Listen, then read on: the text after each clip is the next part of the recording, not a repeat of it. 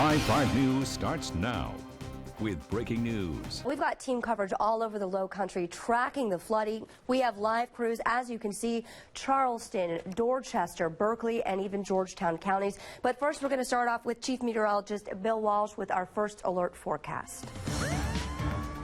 Karina Bolster and Harv Jacobs are with supporters of both Leon Stavronakis and John Tecklenburg as they wait for those numbers to come in. But first, we want to head to Megan Wallace as one polling location in West Ashley shuts its doors. Megan?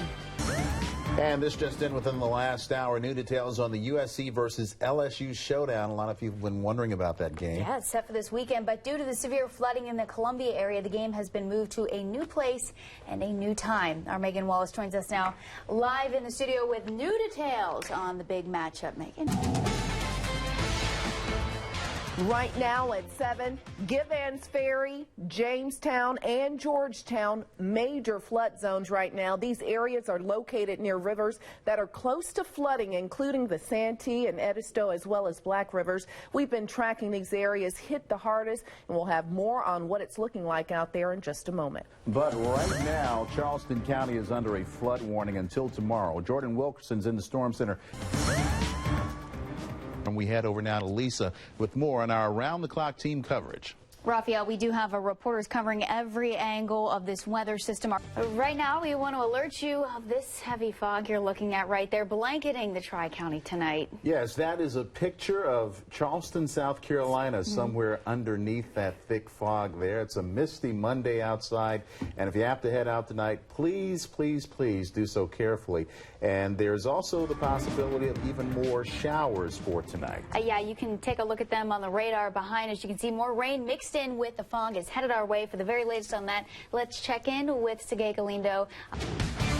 Live 5 News starts now with a first alert severe weather alert.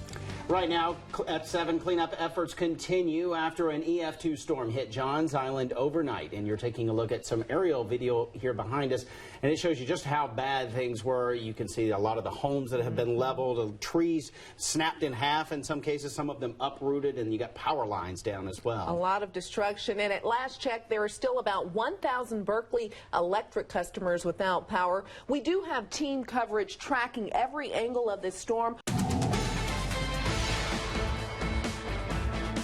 And we just got a hold of a video from North Charleston of the North Charleston police officer shooting a suspect as he's running away. We want to warn you, it is graphic, but we are going to show it to you because we think it's important to understand why state law enforcement, why they decided to charge Officer Michael Slager with murder. Former North Charleston police officer Michael Slager is back at the Charleston County Detention Center after a judge decided not to make a decision on his bond today during his bond hearing.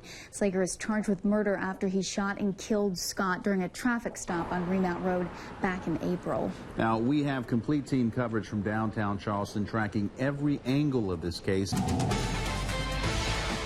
Just joining us, folks, these are live pictures out of Shelby, North Carolina. Shelby is about 45 minutes or so, maybe an hour out of Charlotte, of the suspect, Dylan Roof, 21 years old, in the massacre last night in the church in Charleston.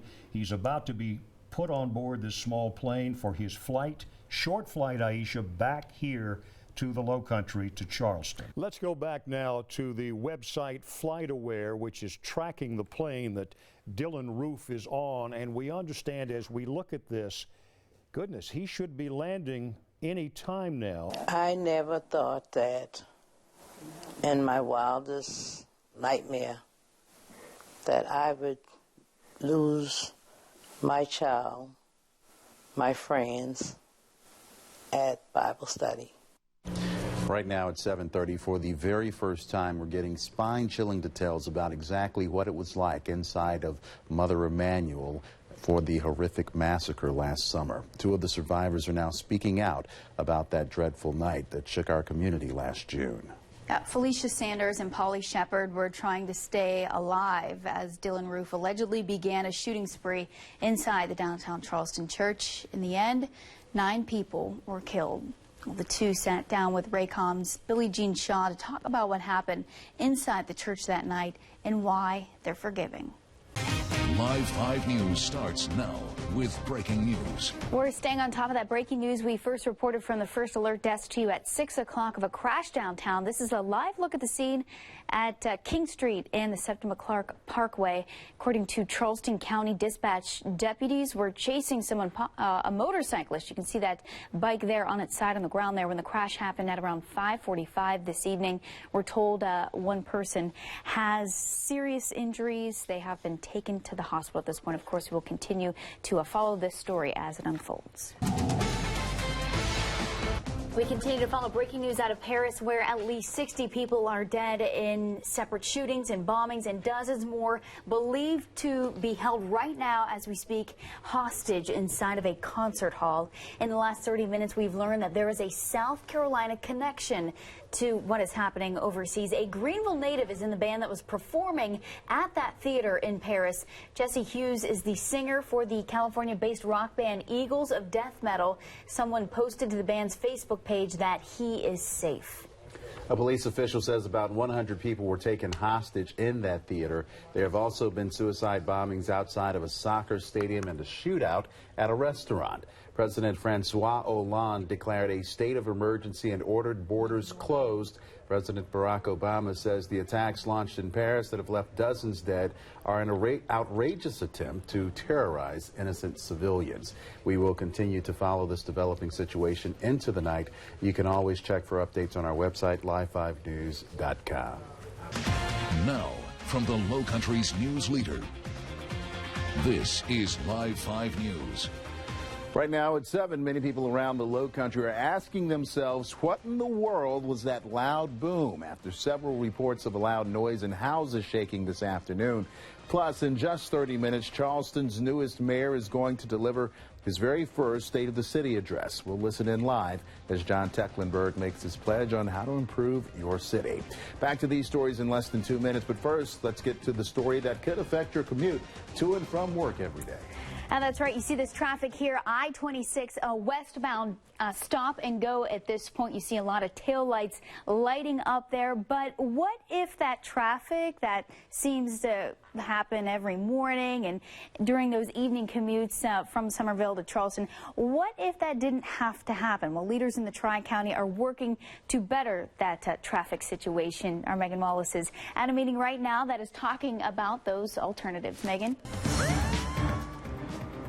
Right now, a coastal flood advisory is still in effect for the next hour here in Charleston County. This is brand new video just into our newsroom of flooding down on Morrison Drive in Charleston. Now, the high tide was at 5:30, so the water will be receding. It's going down, but it is still flooded between Harris and Cooper.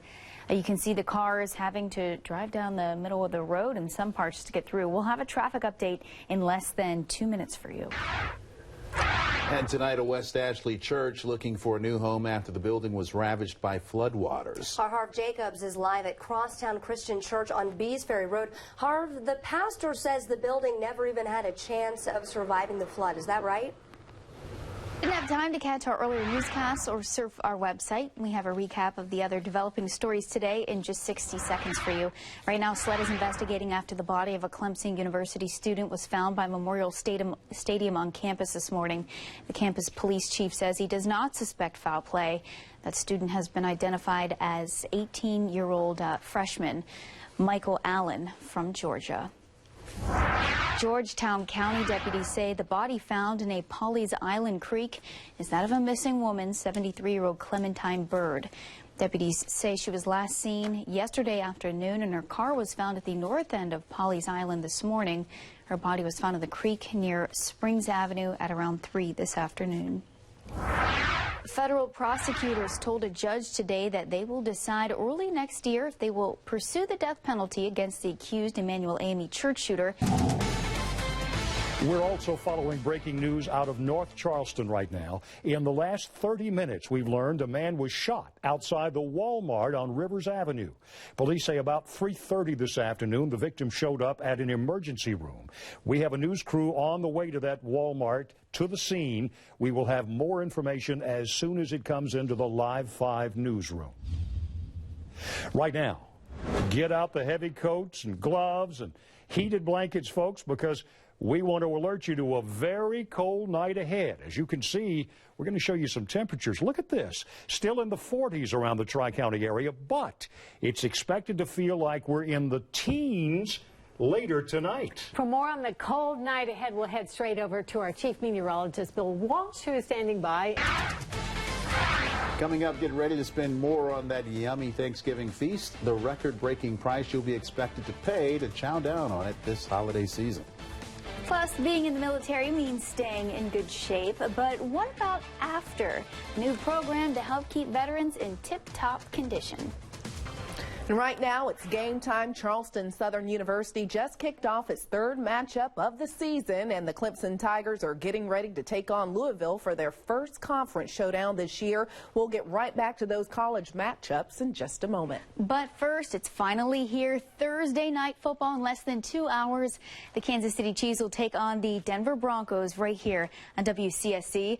Megan Alexander is live right now at Arrowhead Stadium with more on the big showdown. We see plenty of folks getting ready to go into the stadium. Hot talkers around the nation. Elon University is trending after a football player died after falling from a 10-story dorm at the University of North Carolina in Chapel Hill. Elon officials announced that junior wide receiver Demetri Allison died yesterday afternoon. The school says Allison left Elon on Tuesday, and teammates and family members asked police to find him because they were concerned for his well-being and emotional state. More than 100 women claim they became pregnant due to a mix-up in their birth control, and now they're suing a Pennsylvania pharmaceutical company seeking millions of dollars in damages. They claim the birth control pills weren't in the right order, causing them to become pregnant. The attorney for the women says that some want compensation that will cover the costs of both having and raising that child. Why don't you go out, give me the car? Give me the keys. I'm not giving you the keys. And how am I going to wait in the car? Wait by the car. A hot talker taking social media by storm tonight. According to TMZ, former CBS's 2.5 Men star Charlie Sheen plans to reveal to the world that he's HIV positive. The actor is scheduled to appear on the Today Show tomorrow morning to reveal a, quote, personal announcement. Many sources, though, say he'll confirm that he is HIV positive and has been keeping the diagnosis secret for years. TMZ is reporting that many of his former partners have threatened to sue him because they were unaware of his status.